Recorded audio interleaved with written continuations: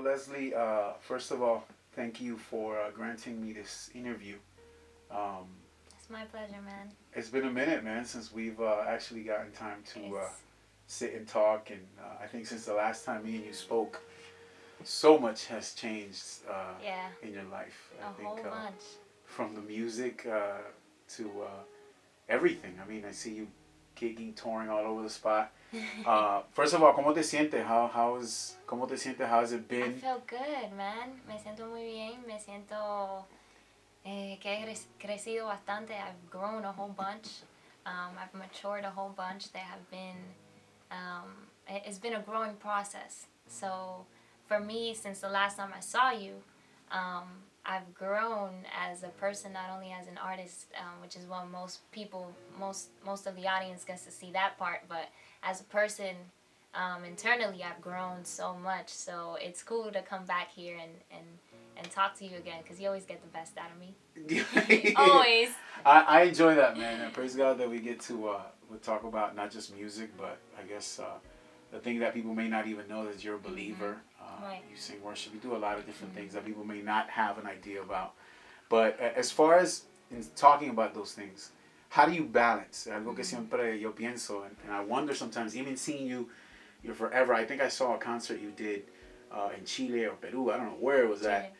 With Don Francisco and like this, there was, I don't know, thousands upon thousands of people at this place, and getting so much attention, being seen by press, doing interviews all the time, just being, for those who don't even know, you got some great news you gave me the other day that maybe we'll talk about at the end. But how do you keep a balance, being a believer, being put in a position where you're seen by a lot of people and always getting attention? You know, we're humans.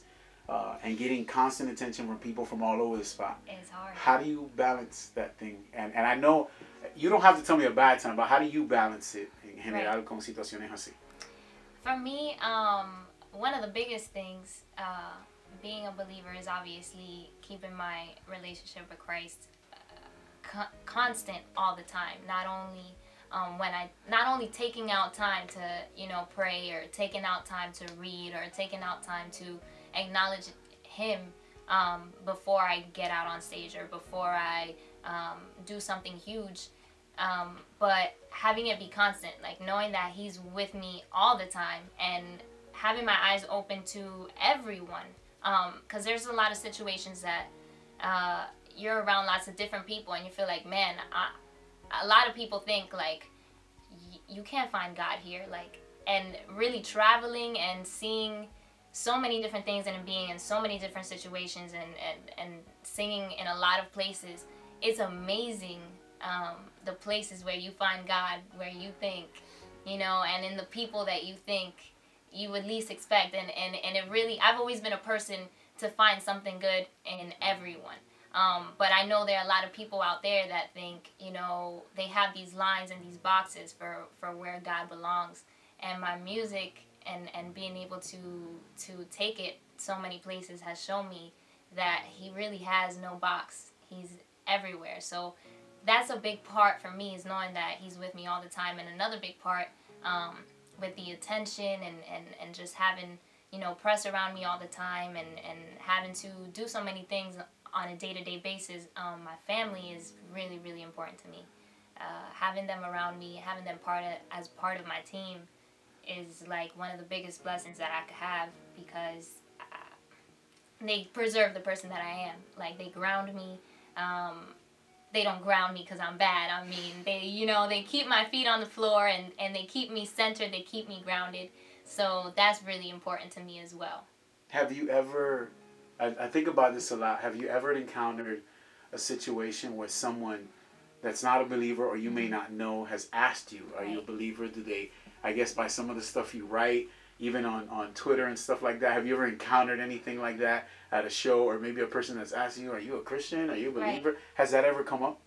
I think like through social networks and stuff like that, and I've seen like on YouTube and stuff like that, where people write like, you're always so inspirational when you tweet, or you're always so, positive, and fans that don't necessarily get the chance to see me personally or meet me personally, when I write certain things or when I say certain things in interviews, they're like, oh, So that's why she's like that, or you know, that's why she talks about her mom this way, or that's why she, you know, in her music she says this. And one of the things that was really funny for me, which I was able to express to everyone, was the last time we were together in this very place at Vanquish.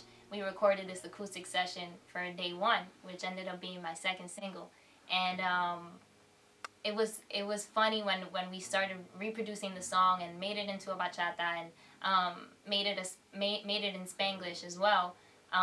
The lyrics were taken as if it were to a person, right? And most people didn't know that where the song came from was from my first time feeling God's love. So it was cool to be able to tell the story in interviews, and when people would come up to me, and mothers would write to me on Twitter, you know, I dedicated this to my son or my husband, or you know, my niece, because she stole my heart from the first day. It kind of completed its purpose, because that's exactly what I wanted. It wasn't dedicated to a person, but it was dedicated to God, which is love, and manifests in every situation of love, of when you interact with somebody else that you love. So for me, that part of my music and part of my artistry has been cool, because it always goes back to him, even though somebody else from the outside may not know it. And being able to reveal that when I get in a one-on-one situation with them is cool to see their reaction. It's really, really funny. Like, it's just, it's funny sometimes. Staying true to you, who Leslie Grace is, and Leslie, when I first met you, you're exactly the same person. You haven't changed much. You've always given me an opportunity. Your character hasn't changed. And that's one of the most powerful things that people may not even understand. But how do you stay true to self? Who is Leslie Grace, regardless of what people may think, and we can even include believers? Right. Because I think it's a misrepresentation, or they don't understand clearly. They may not even get it. But I mean, from this video, what is true to Leslie Grace, regardless of what people think or assume through media, because they watch you on television and on everything? That's good. That's a good question. That's gonna take me. Give me 2 seconds. Regardless of, I told you. Regardless of what people see and what they're able to see through media, and what they've seen me be before, and how I've grown as a person, who I am is really a person that does things from the heart. I don't do things that I don't feel. And sometimes that gets me in predicaments that are difficult for me. That gets me into difficult situations, because, you know, as I grow up, everyone has to face situations with people that don't necessarily do things your way, and or don't think the same way you do. So you have to find a happy medium, not compromise, but find the right way to do things and do them sincerely. So for me, it has always been about doing things from the heart, and not compromising who I am in no which way or form.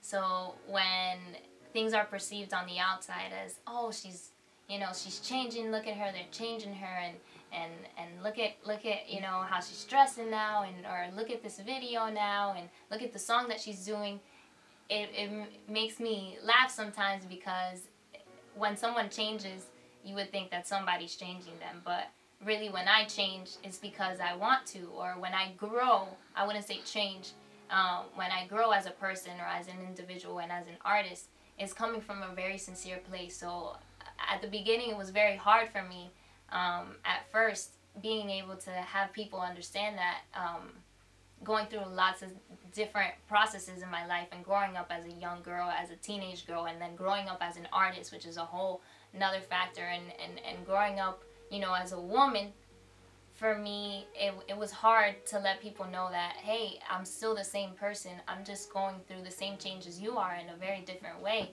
because lots of different things are going on in my life. And no matter what you may see on the outside, I'm still the same person right here. It's not going to change. I'm going to preserve that always. And it was painful. It was painful because some people, you know, it takes some time to understand. But that's what I want to let everybody know, is that the person that's inside, the most important thing for me always is when I feel uncomfortable and I feel like I'm compromising the person that I am inside, the person that is my core, that is my essence, I will not compromise that for anything else, you know. So for everyone else, this is what I'm trying to say. For everyone else that worries about me changing, trust me, that is my number one worry, and I always preserve the person I am inside. So y'all don't have to worry. I'm gonna stay the same. Don't worry. I will.